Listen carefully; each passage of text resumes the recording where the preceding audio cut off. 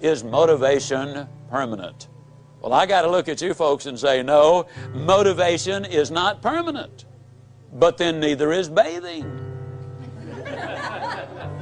But that doesn't mean I don't approve of bathing. As a matter of fact, I strongly encourage it.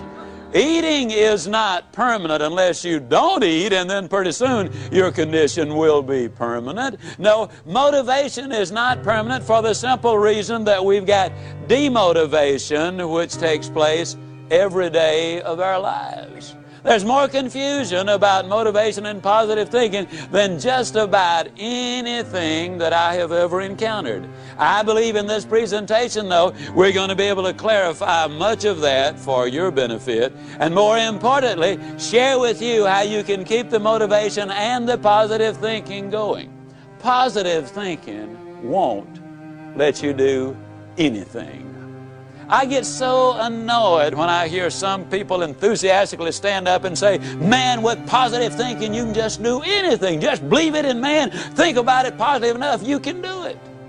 I believe that's ridiculous. See, I'm 60 years old. I don't care how positive I got. I could not whip a boxing champion. I don't care how positive I got. I could not play football in the NFL or the basketball in the NBA. I don't care how positive I got. I couldn't perform major surgery on you and have you live. Nor could I give you a lecture on nuclear physics. Positive thinking won't let you do anything. But it will let you do everything. Better than negative thinking will. Now, I know that for most busy people, getting regular exercise is about as easy as climbing Mount Kilimanjaro. But it can be done. You've just got to have a plan. You've got to set some goals, because it's just as difficult to reach a destination you don't have as it is to come back from a place you've never been. Unless you have definite, precise, clearly defined goals, you will not realize the maximum potential that lies within you. And this applies to every aspect of your life, not just to exercise. Now, here's some steps you can take towards that end. First, identify your goals. And next, set a deadline for reaching them. Make a list of obstacles you have to overcome to reach your goals. Identify the people who can help you overcome those obstacles, and make a list of skills you have and those you need to achieve your goals, and then develop a plan. Now, a word about goals themselves. There are 7 different kinds of goals. There are physical, financial, spiritual, career, family, mental, and social. And these 7 types of goals share several characteristics. First, to be effective, they must effect change. We must have some big goals, because thinking big creates the excitement necessary for accomplishment. Second, you must have some long-range goals so that short-range frustrations don't stop you in your tracks. Occasionally, circumstances do arise that are beyond your control, and oftentimes obstacles such as market changes, sickness, accidents, or family problems can be pretty intimidating. But by keeping your eye on the prize, you will find that the excitement of winning that prize will carry you through the tough times. Third, if you don't have daily objectives, you qualify as a dreamer and not as a doer. Dreamers are fine, provided they build foundations under their dreams by working daily towards them. Often, the difference between the great and the near great is the awareness that making it big means working every day towards our long-range objectives. And 4, your goals must be specific, not vague or general. If you want a new home, for example, know every detail of that house. How many square feet, number of rooms and bathrooms, the shape of the living room, the type and kind of lot, its location. If it's a car you're dreaming about, picture the make, the model, the color, and every option you want it to have. You see, if you want to reach your goal, you must see it, be able to smell, to touch, and to taste it. Know how it looks and what it feels like in your own mind. Before you can reach that goal, you see, it is true that whether you think you can or think you can't, you are generally right.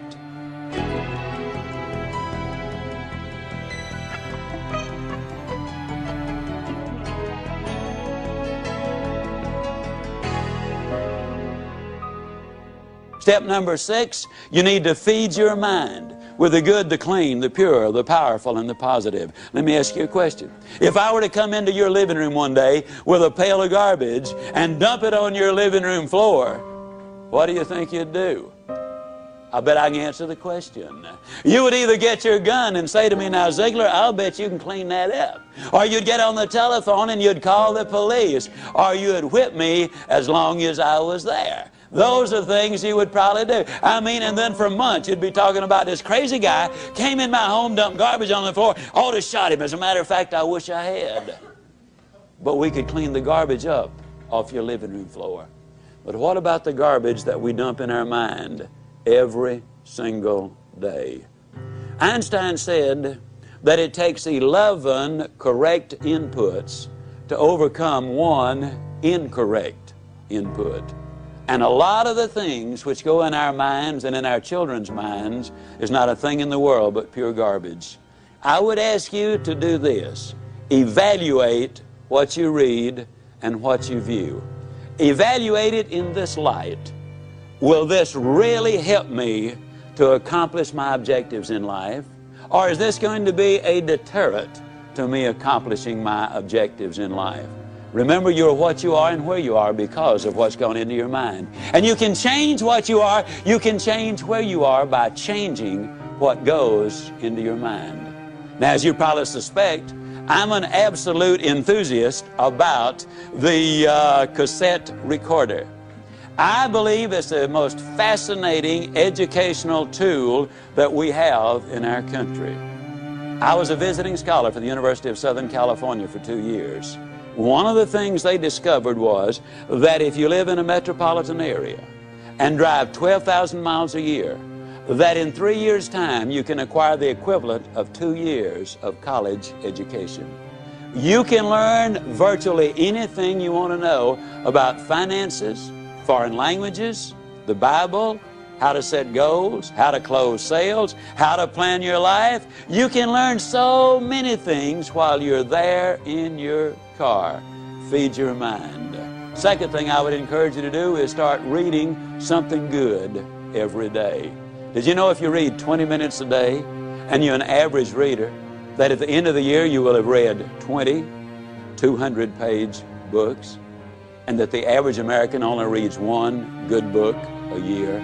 Think of what an advantage that will give you over the competition in whatever field you're in. Now, who does these things? Well, Mary Kay Ash of Mary Kay Cosmetics told me that she would never get in her car without a cassette that she could listen to while she was going somewhere. H.L. Hunt, worth $3 billion at his death, listened to cassette recordings until after he was 80 years old. Wallace Johnson, one of the co-founders of Holiday Inns International, over 80 years old, tells me he listens every day and reads at least 2 good books every month.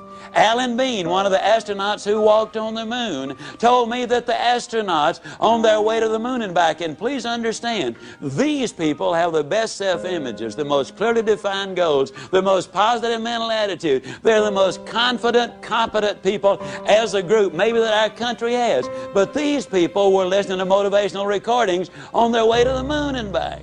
And what a delight it is for me to be able to say that some of the recordings they were listening to were fantastic. You need to feed your mind. Now, a lot of times people say, yeah, you know, when I'm down in the dumps just a little bit, I really enjoy listening because it gives me a lift. Well, I'm glad to hear that, but let me give you the most surprising news maybe you've ever heard. It's good to listen when you're down. But folks, the ideal time to listen is when you're sky high. Let me tell you why. When you're down, sometimes you grab at straws, and sometimes you grab the wrong straw.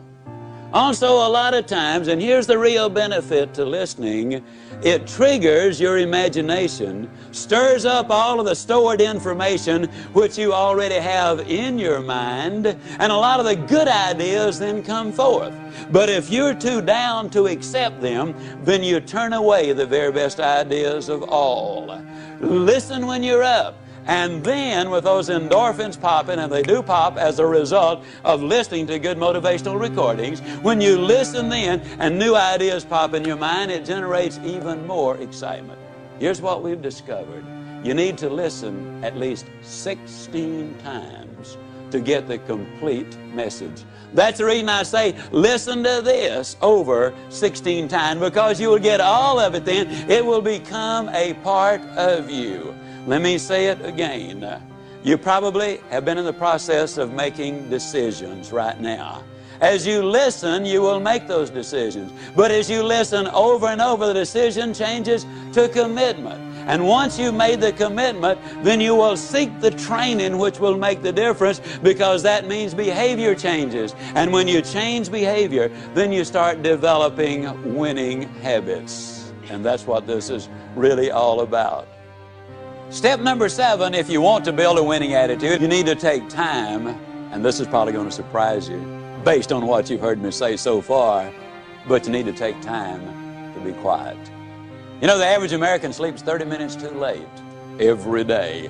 And when that opportunity clock does sound off, they hit the floor, I mean, in a dead run. They scoot past the kiddies' room on the way to the kitchen. They bang on the door, and they say, "Get up, kids, we got to go to school." And I don't have to tell you again, we were late yesterday morning. Don't want it to happen again. And they scoot on back to the kitchen. They plug in the coffee maker and the toaster. And on the way back by the kids' room, they bang again. Now, what I tell you, not going to have to tell you again. They scoot in, they get dressed real fast. You know, they shave and apply their makeup. And by then, the kids are up. They rustle them into the den, and they set a bowl of cereal in front of them, turn the television set on, running their mind and their body all at the same time. They gulp their breakfast down, they hop in their car, and woe be to that person who dares to pull in on them when they've got the traffic jump on them. I mean, it will be too bad for them if they do. They hustle down, they drop their kids out, they rush on down to their work, and they're busy all day, and in the evening they come home and repeat that process, and by the time they get ready for bed, after watching 3.5 hours of television, they are exhausted.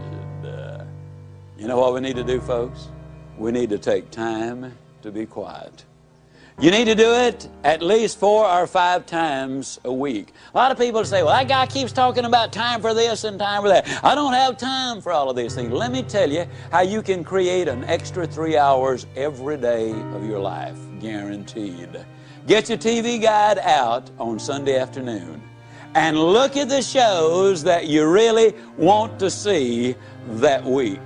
Over 70% of all of the time spent watching television, you're watching things you have no interest in watching. Let me encourage you to do this. Take a slow, lazy, drifting, absolutely meaningless walk.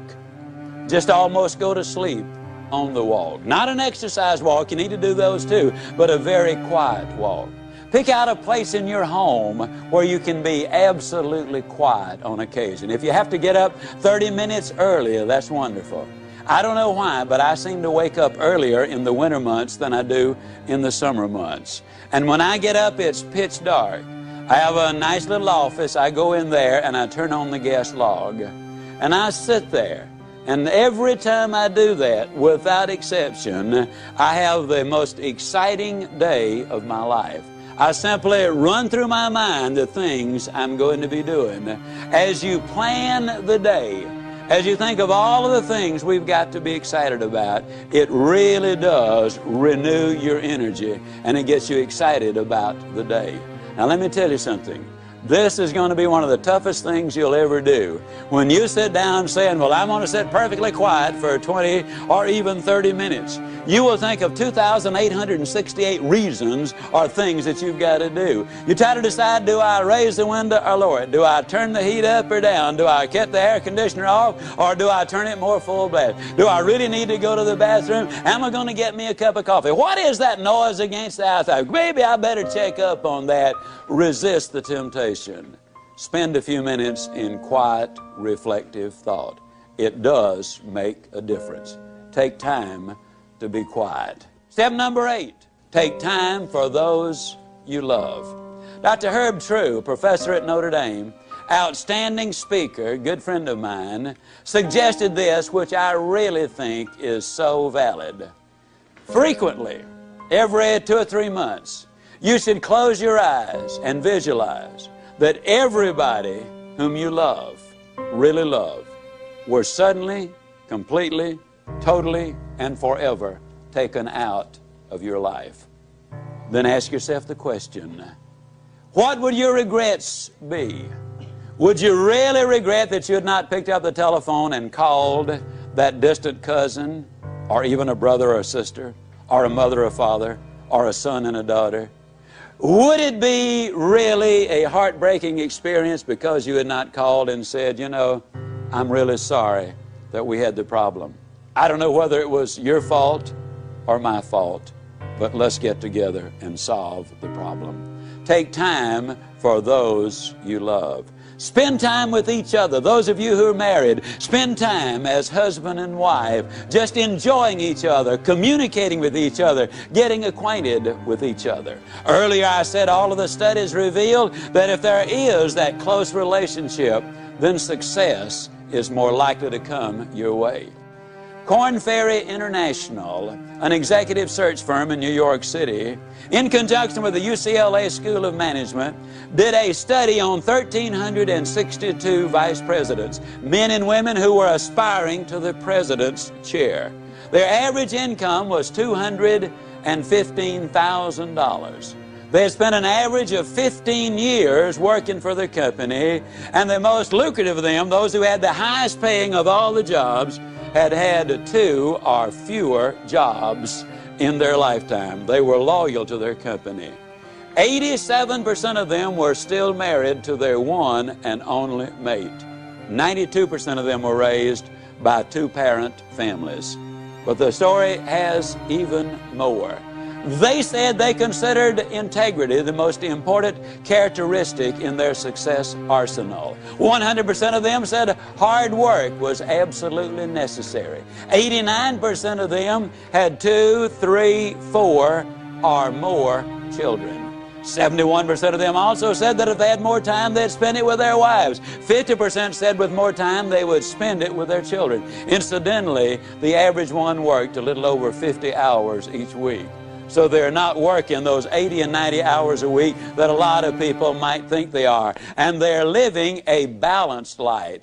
89% of them also were either Catholic, Jewish, or Protestant, and their faith apparently had some meaning to them. U.S. News and World Report did a study of the millionaires in America. There are now 1 million of them. They said the typical millionaire has gotten that way because he's earned his money or her money over a period of 20 to 30 years. They do work about 50 hours a week. They're still married to their high school or college sweethearts. In other words, the family is intact. Incidentally, a couple of other little things you'll be intrigued about this. They discovered that less than 1%, and the implication was it was considerably less than 1%, of all of the millionaires in America earned their money in music, radio, television, the movies, and all athletic endeavors combined. Considerably less than 1%. Intriguing, isn't it? Also, they discovered there are far more salespeople who are millionaires than doctors. And me being a salesman, I kind of related to that one. I thought it was neat. Now, what does all of these studies really say?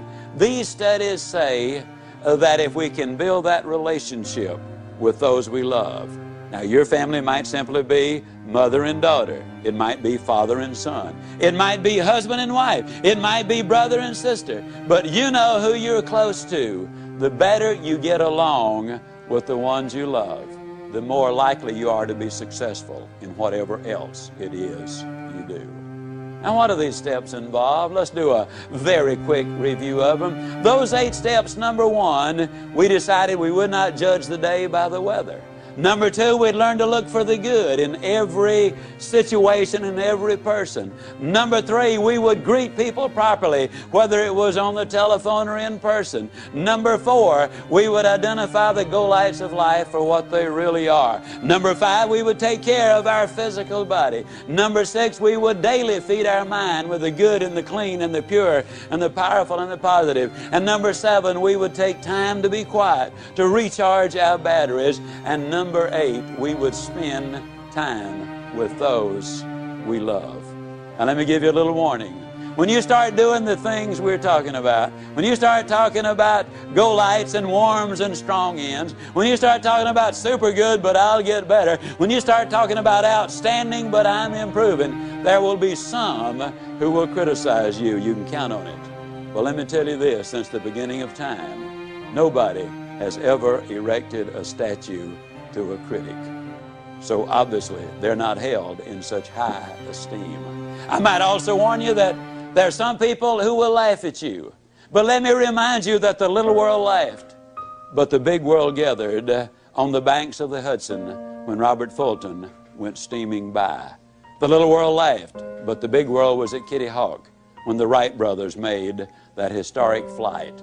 The little world laughed, but the big world was tuned in when Alexander Graham Bell made that phone call that opened the lines of communication which are so important today. The little world might laugh as you set out on your objective, but let me point this out. The big world is going to be right there at the finish line, cheering you across. Let me also emphasize that what you get by reaching the destinations you set in life, what you get is not nearly so important as what you will become by reaching your destination. You see, you'll become the winner you were born to be.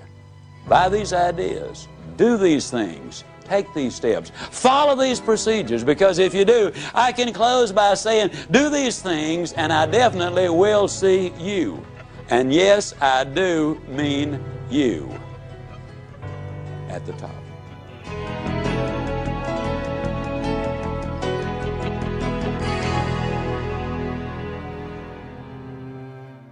This has been a presentation of Simon & Schuster Audio. You know what positive thinking will do? Positive thinking will let you use your ability. And I'm here to tell you that is all you really need. Positive thinking won't let you do anything, but it will let you do everything better than negative thinking will. Will you buy that idea? Does that make sense to you? Okay, it lets you use your ability. See, that's what we want to communicate with you in this presentation. Now, J. Allen Peterson, in his beautiful book, The Myth of the Greener Grass, points out that according to one computer study, over 90% of the input in our minds on a daily basis is of a negative nature. Chad Helmstetter, in his book, points out that the average 18-year-old American has been told 148,000 times, no, or you can't do it.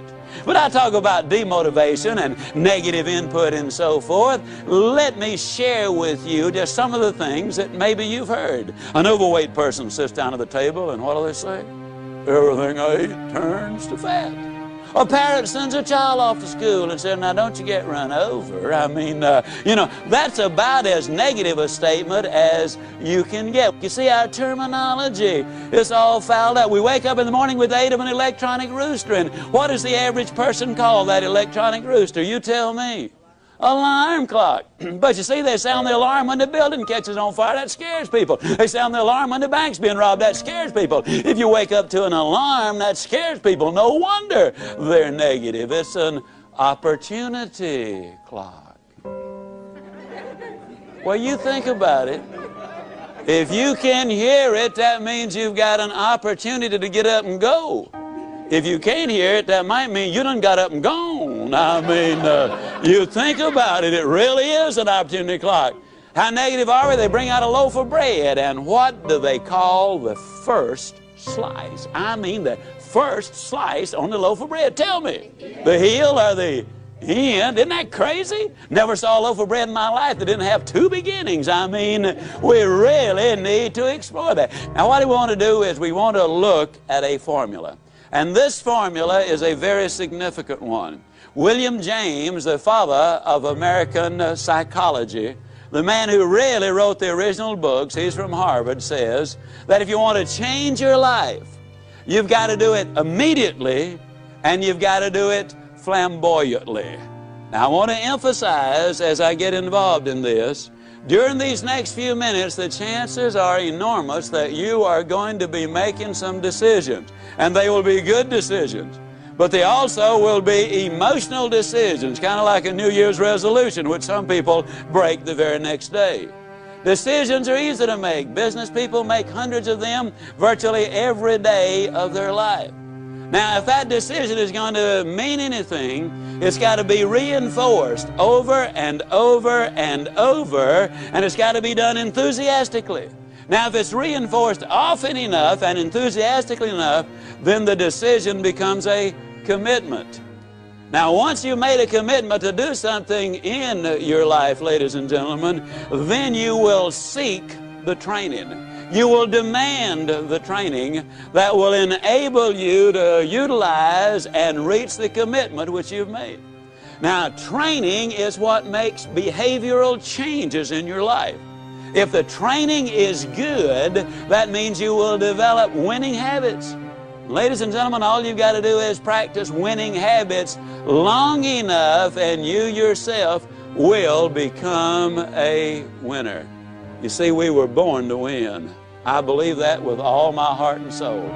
We were born to win. The unfortunate truth is, many people have been conditioned to lose. So as we look at this formula, as I share these steps with you, I want to really encourage you to listen carefully this first time, but also repeat it over and over until it becomes a part of you.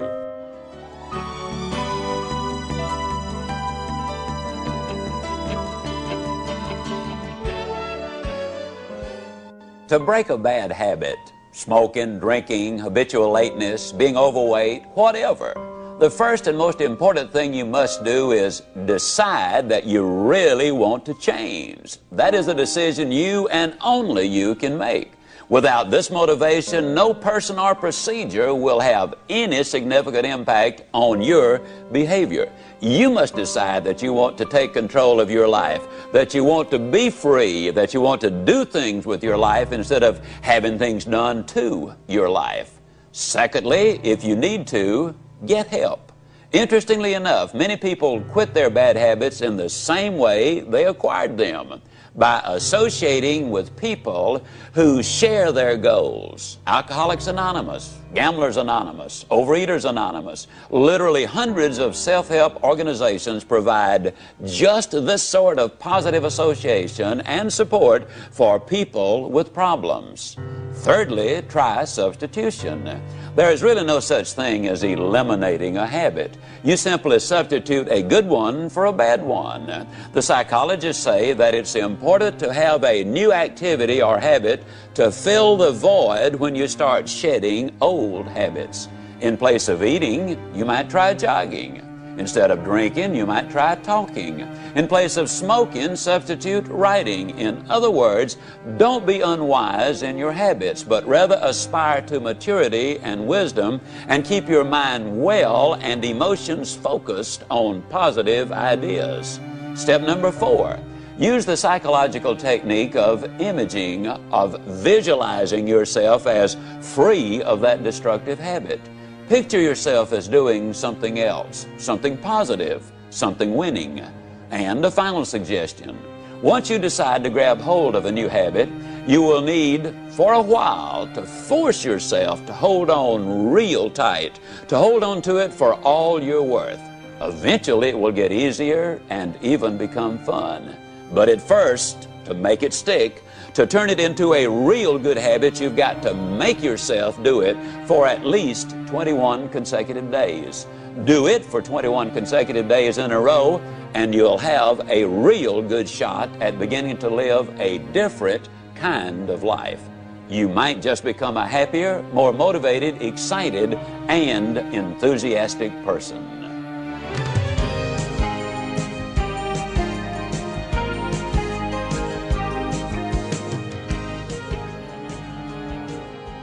Step number 1 is never judge the day by the weather.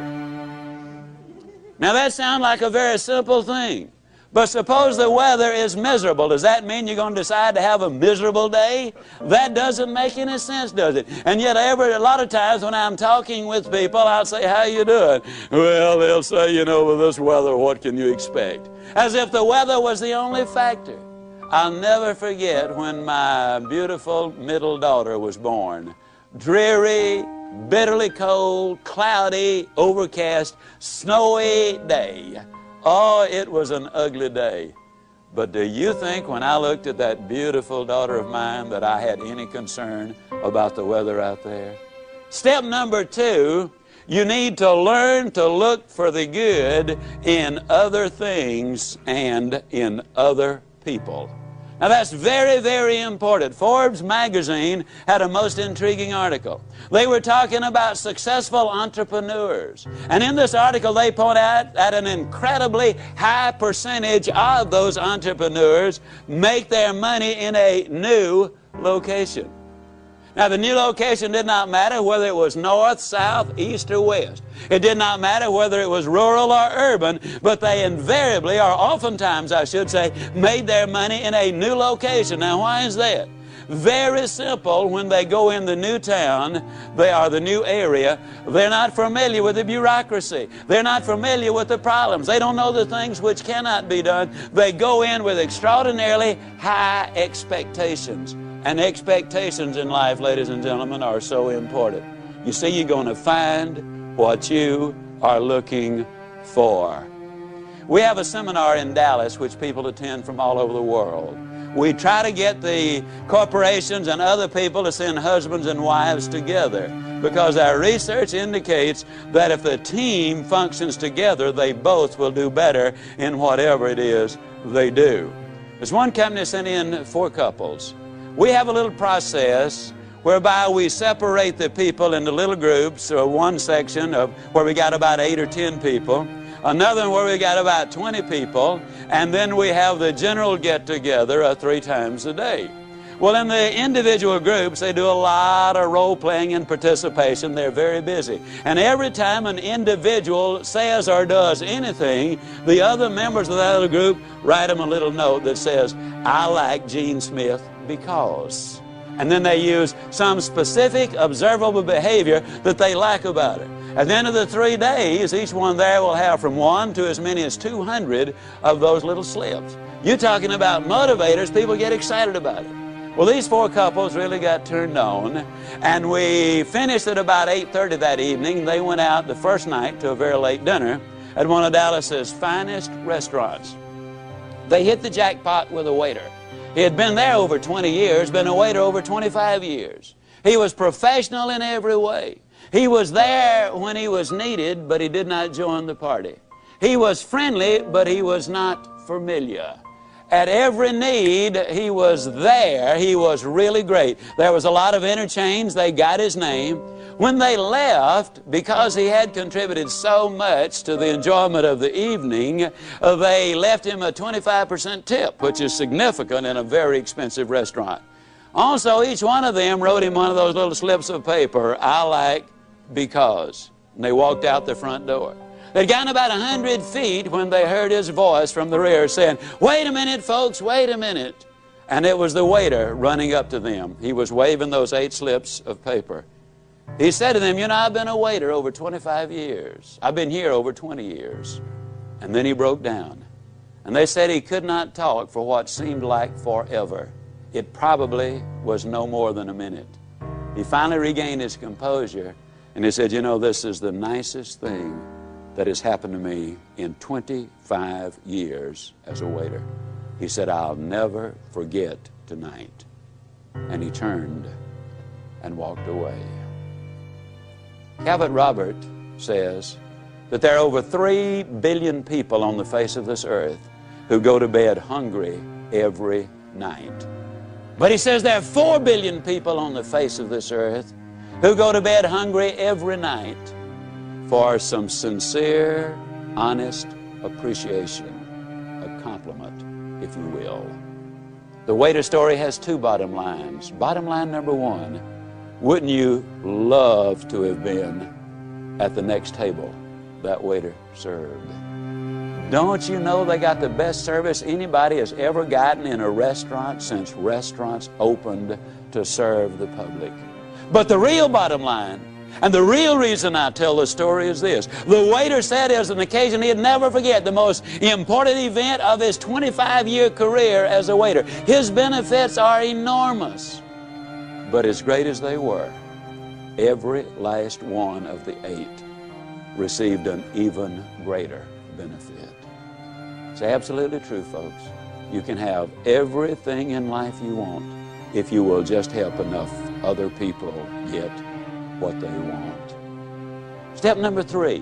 If you want to build a winning attitude, you need to know how to greet people properly, in person and on the telephone. Have you ever noticed that most people absolutely don't even know how to answer the telephone?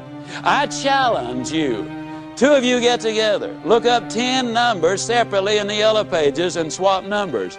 I'll guarantee you, you will be unable to identify more than 3 of the companies you call based on the way they answer the telephone. They snatch the phone off the hook as if it were an intrusion. What do you mean, all this number? I wouldn't bother you. Good morning, Lord, company. And you have no more idea than a goat who you've called.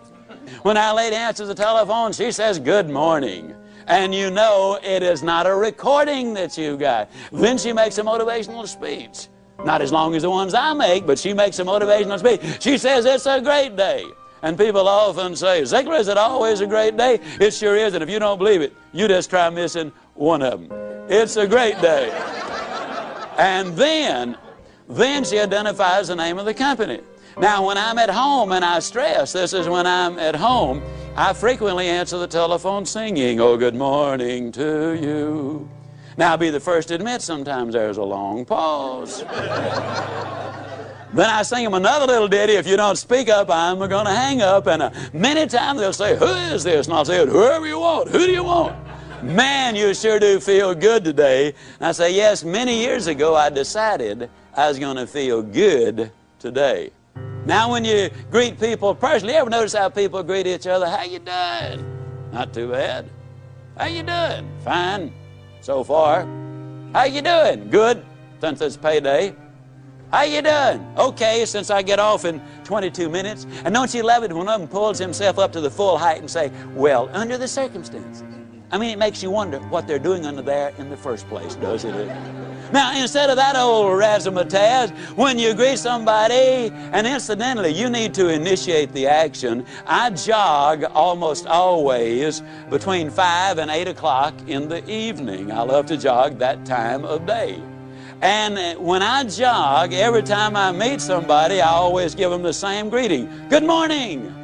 And in 85% of the cases, by actual count, they always respond either all the way with good morning, or they'll get part of it out.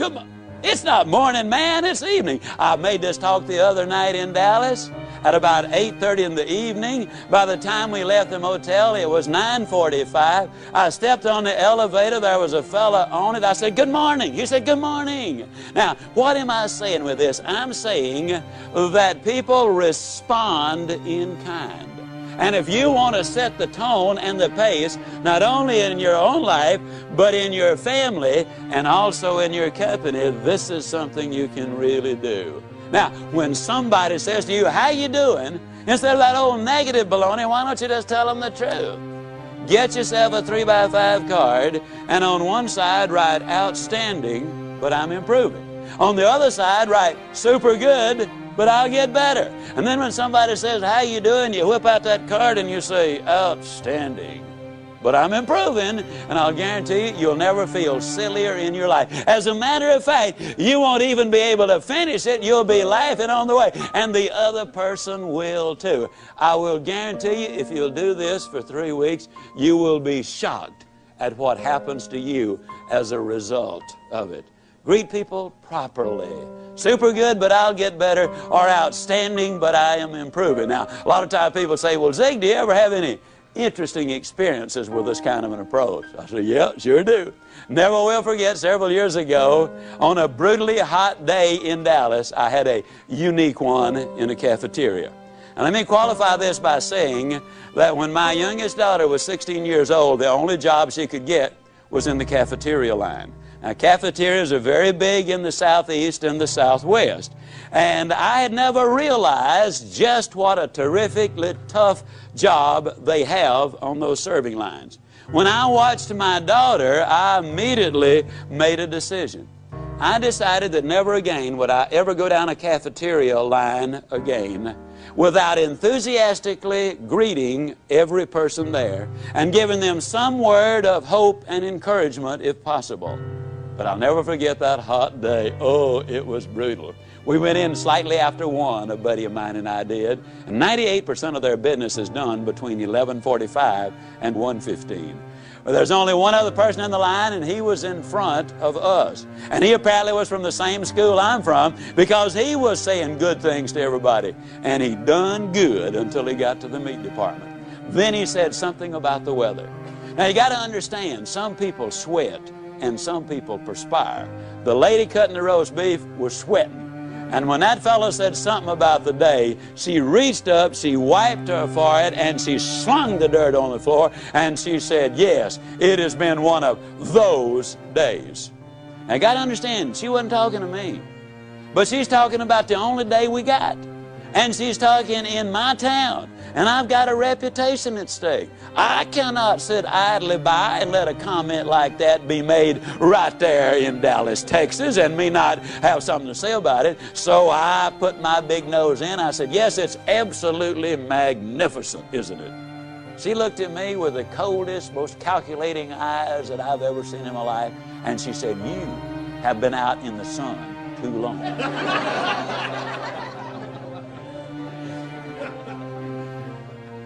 I said, no, ma'am, I've just gotten back from overseas. And I have seen children without any clothes to wear. And I've seen grown men and women without any food to eat. I've seen sanitary conditions which would turn your stomach to an incredible degree.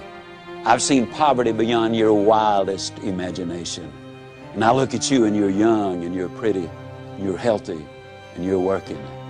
And I know that if you really buy in to the American free enterprise system and give this job which you've got absolutely everything you've got, I know that you can move right up in this company because I'm familiar with this company. And I know that someday you can manage this restaurant or another one like it. And who knows if you really buy into the American dream, but what someday some investors might look at you and decide they wanted you to become a part owner in the enterprise. Personally, I thought it was a magnificent, off-the-cuff, impromptu speech. And I knew that she was grateful for it. I knew that she was especially grateful for the fact that I'd taken my valuable time and given her these priceless insights which were going to make a difference in her life. And I knew she wanted to thank me for doing it, but for fear she might have missed her cues, I decided to give her a little lead-in. I said, now you feel lots better, don't you? She looked at me with even more disgust and said, you are sick.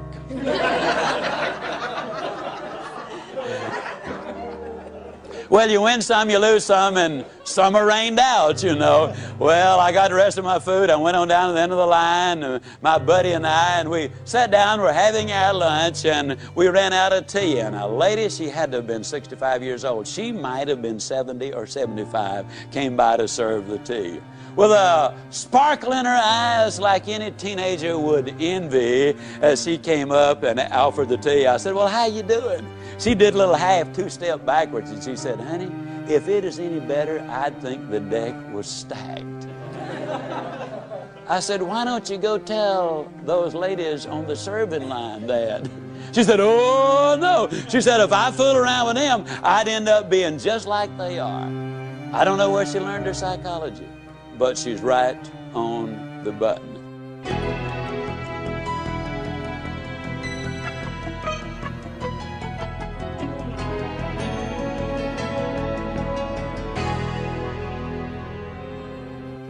When I say it's important to greet people enthusiastically, I'm really talking about having the right attitude, being positive and upbeat. Having the right mental attitude is one thing most professionals agree on because it is the main reason for the success of any project.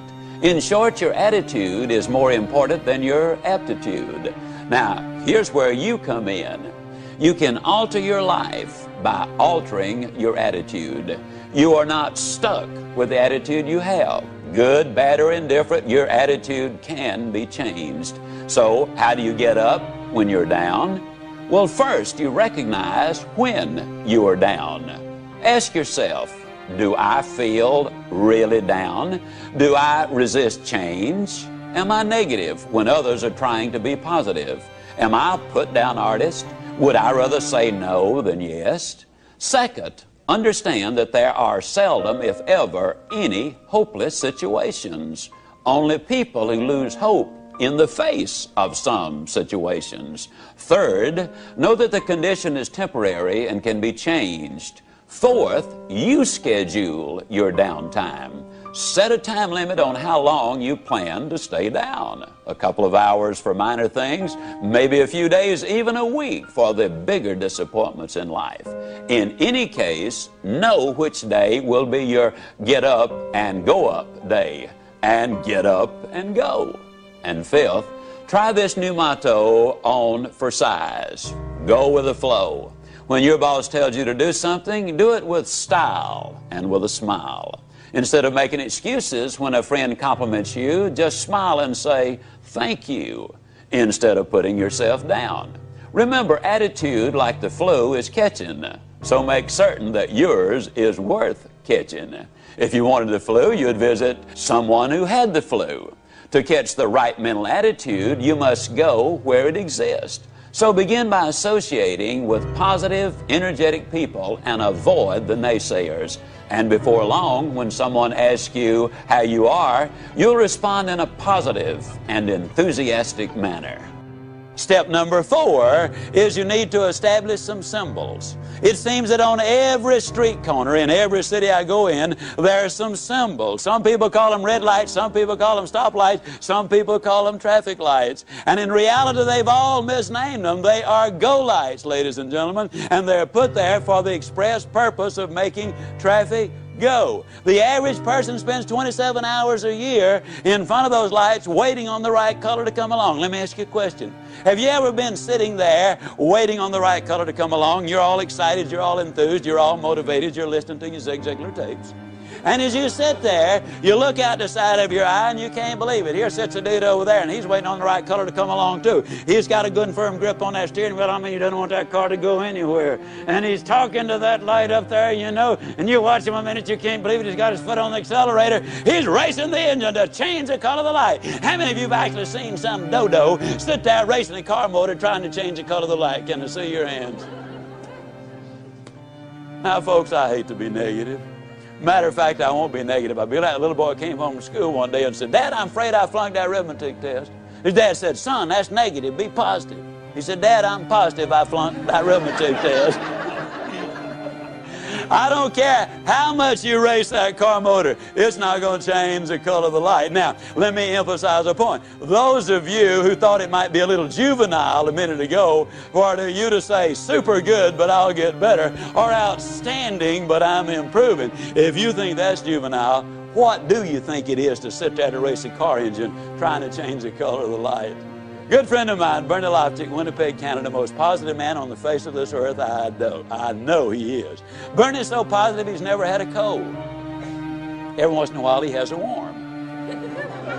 Bernie is so positive he won't even talk about the weekend. He calls it the strong end. And you said, now wait a minute, Ziegler. Go lights, warm, strong end. Is all of that necessary? No, you can be mediocre without it.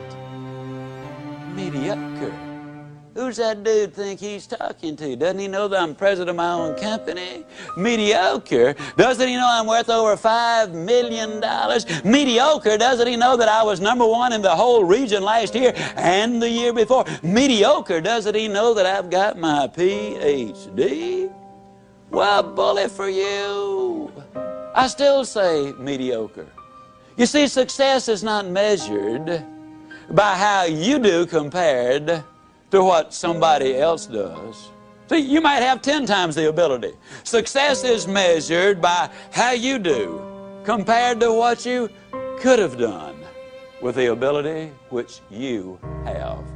You see, what I'm talking about is for you to be number one. Oh, I don't believe everybody can be the biggest and the fastest and the strongest and the smartest, but I believe you are number one when you get up in the morning and say, today, I'm going to give it my best shot.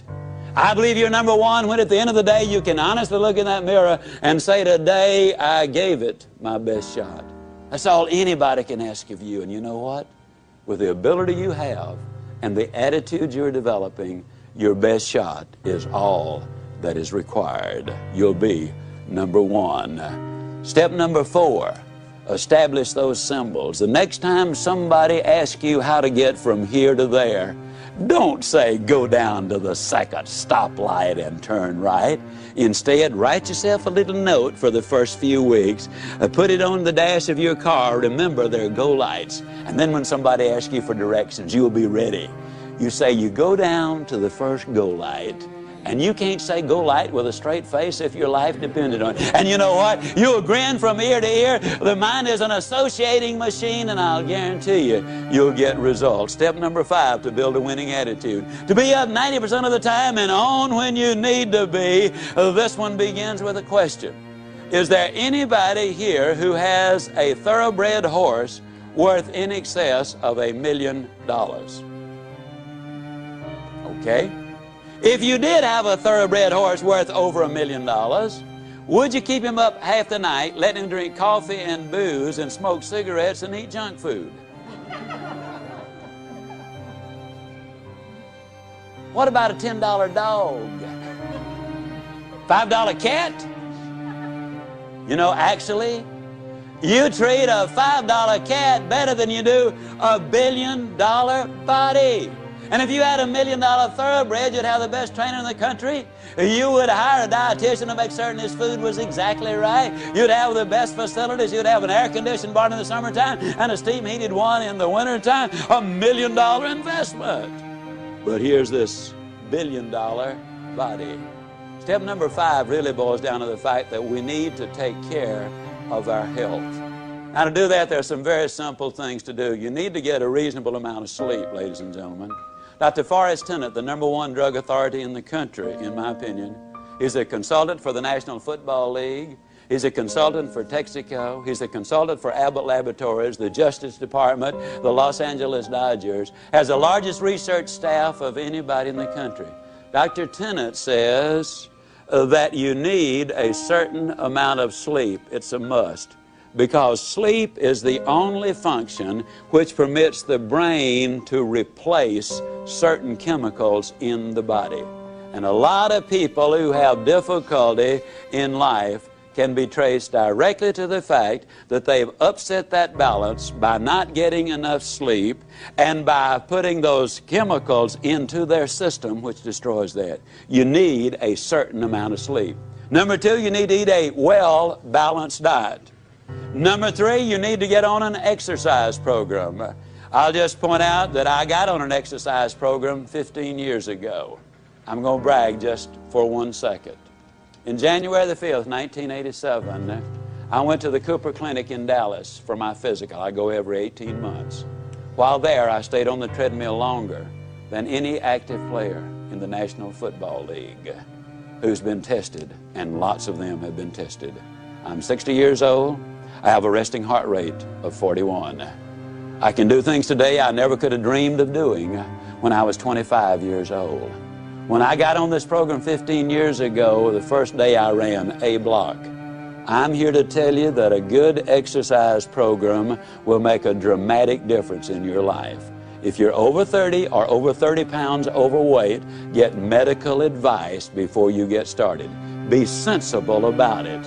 Do not try to be a weekend hero and end up in serious trouble.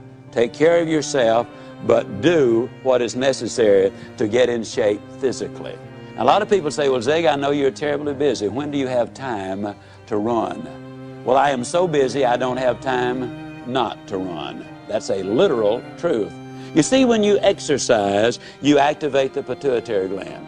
The pituitary gland floods the system with endorphins. Endorphins are over 200 times more powerful than morphine. And the result is you end up on a natural chemical high. And for the next 2 to 5 hours, you're far more productive, far more creative, far more energetic.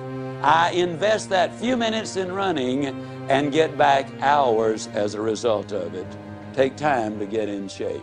You need to avoid poison. I'm talking first of all about smoking cigarettes.